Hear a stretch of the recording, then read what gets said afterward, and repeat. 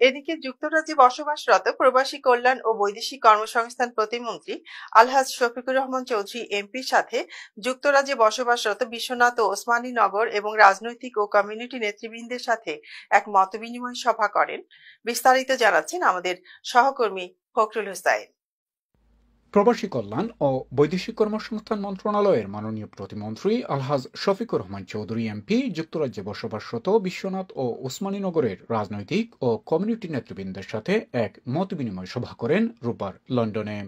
উক্ত সভায় সভাপতিত্ব করেন বিশ্বনাথ প্রবাসী এডুকেশন ট্রাস্টের সাবেক চেয়ারপারসন যুক্তরাজ্য আওয়ামী লীগের সহসভাপতি শাহ আজিজুর রহমান, যুক্তরাজ্য আওয়ামী লীগের দফতর সম্পাদক শাহ শামীম আহমদ ও জনসংযোগ বিষয়ক সম্পাদক রবিন পালের যৌথ পরিচালনায় অনুষ্ঠানে বক্তব্য রাখেন যুক্তরাজ্য আওয়ামী লীগের সভাপতি সুলতান মাহমুদ শরীফ, সিনিয়র সহসভাপতি আলহাজ জালাল উদ্দিন, সাধারণ সম্পাদক সৈয়দ সাজিদুর রহমান ফারুক, এনআরবি ব্যাংকের সাবেক চেয়ারম্যান ইকবাল আহমেদ অবিই, যুক্তরাজ্য আওয়ামী লীগ নেতা হরমুজ আলী, নইমুদ্দিন রিয়াজ, মারুফ আহমেদ চৌধুরী, আনহার মিয়া, শেখ তাহিরুল্লাহ, আজাদ বক চৌধুরী, মতসির খান, আব্দুল আহাদ চৌধুরী, আনসারুল হক, আসম মেসবা ও শারব আলী সহ আরও অনেকেই।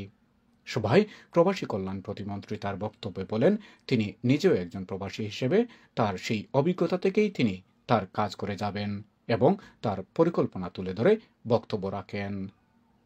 প্রবাসীদের বিভিন্ন সমস্যা নিয়ে আমরা পর্যালোচনা করতেছি, কিভাবে সমাধান করা যায়, কিভাবে বিদেশে দক্ষ শ্রমিক প্রেরণ করা যায় এবং দক্ষ শ্রমিক প্রেরণের মাধ্যমে রেমিটেন্স বাংলাদেশে আসবে, বাংলাদেশে যাতে বেশি করে রেমিটেন্স আসে সেদিকে লক্ষ্য রেখেই কাজ করে যাচ্ছি। মাননীয় প্রধানমন্ত্রীর ভাবমূর্তি উজ্জ্বল করার লক্ষ্যে আমরা সবাই ঐক্যবদ্ধ এবং আমি যেহেতু প্রবাস মন্ত্রী এই প্রবাসে ছিলাম, এই প্রবাসীদের দুঃখ সুখের সাথী হিসেবে কাজ করেছি।